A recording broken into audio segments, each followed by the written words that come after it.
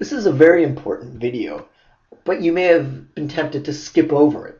And maybe at this point that makes sense because you really haven't delved into the GRE much.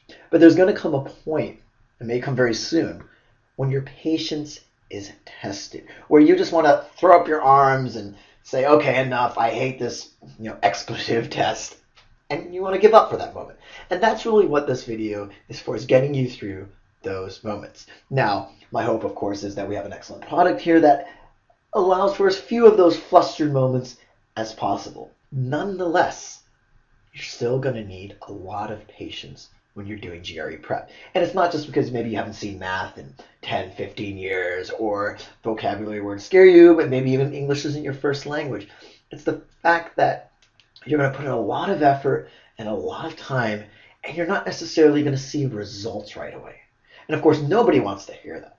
If you let's say you want to get in a good shape, you want to have big muscles or be really lean, the last thing you want someone to tell you is, well, you have to follow my workout, but you're not going to see results at first. You want to say, no, I want the quick fix.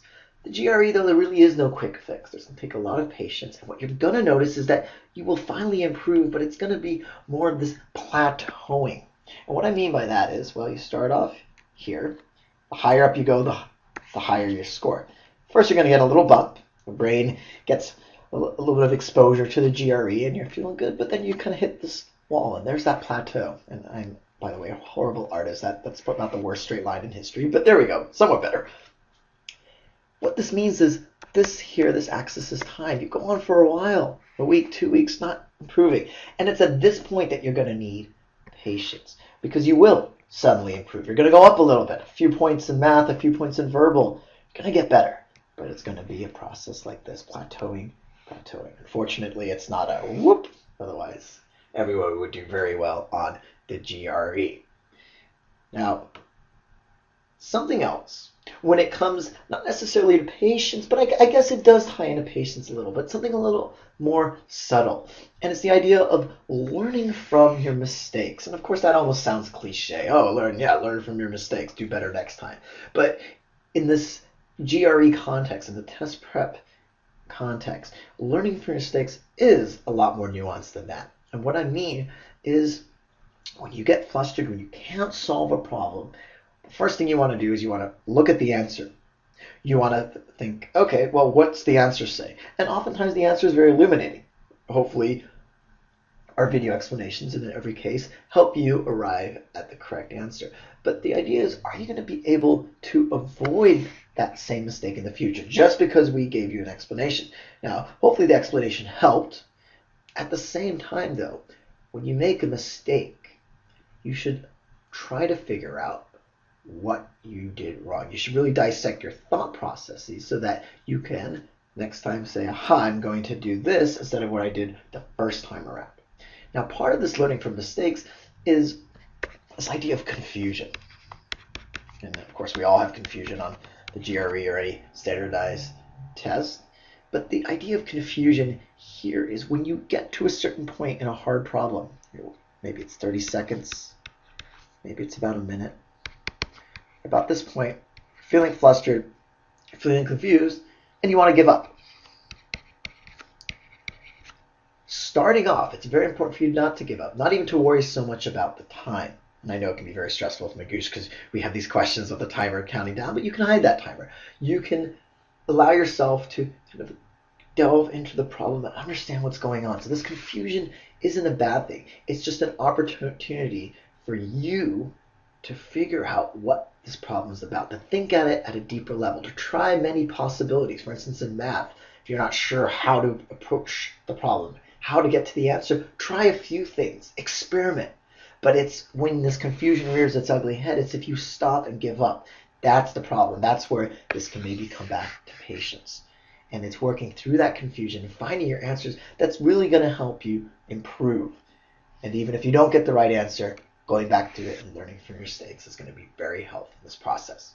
So if you're watching this video now and you're going to go and do all these GRE questions on the Magoosh, you've yet to do so, remember this video. Maybe a month down the road, maybe even before you take the test. But I would definitely encourage you to come back here and see how these apply to your GRE journey, the point where you're at. And I'm sure at least one of these will. It's a good idea to come back here, of course, and apply this video to the difficulty that you're having with the GRE. Again, it's almost inevitable. I don't want to say, oh yeah, just watch all these videos. Everything will become really easy and you'll get a perfect score. No, not at all. Again, it's patience. There's going to be plateauing. That means it'll increase a little bit, but it'll take a while for you to hit the next plateau.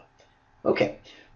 Now, as far as kind of test management goes and the whole psychological component, there's a really big thing I'm missing out. I'd be totally remiss if I forgot to talk about managing stress the day of the test. Test day, during the actual test. This is what it's really all about. You could have the utmost patience as you go through the preparation for the test. You can work for 3-4 months and be really ready, and then you get to the test and stress unravels you. And I've talked to many people, had many students over the years who this is a problem.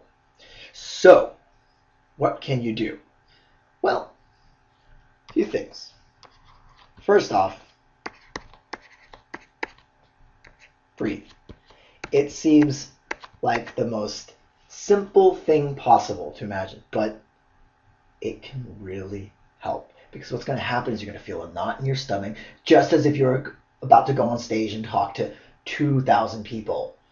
Those same butterflies, that same knot, it's going to be there. If you breathe from your stomach, kind of low down, deep breaths, not so much from your chest and lifting up your shoulders, this is going to help stabilize the natural panic response you're going to have test day. And trust me, it is inevitable. The panic response will rear its ugly head. So definitely breathe, learn how to breathe, and in essence, prepare yourself for battle by doing mock tests. Can't recommend this enough. Mock tests are something you can take on our website. We have Magoosh mock tests. You can take the mock tests that ETS provides. Those are the people who actually write the GRE. And so this is great because you're going to notice your pulse quickening. You're going to feel flustered. You're going to want to run or leave wherever it is you're taking the test. But the idea is if you can learn these coping mechanisms during the mock test, it will better prepare you for test day. So that's it as far as stress goes and the psychological component, but I don't want to underestimate this. This is a big part of doing well, is not just the discipline, not just following the Magoosh videos and learning, but really that patience.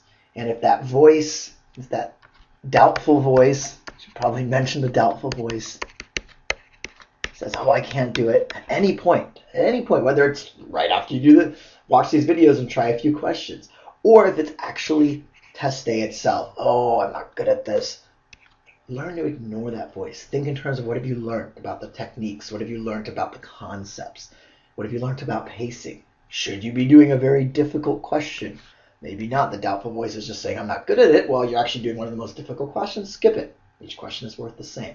Again, learning to cope, deal with these issues before the test, during mock tests, is your best way to prepare for test day.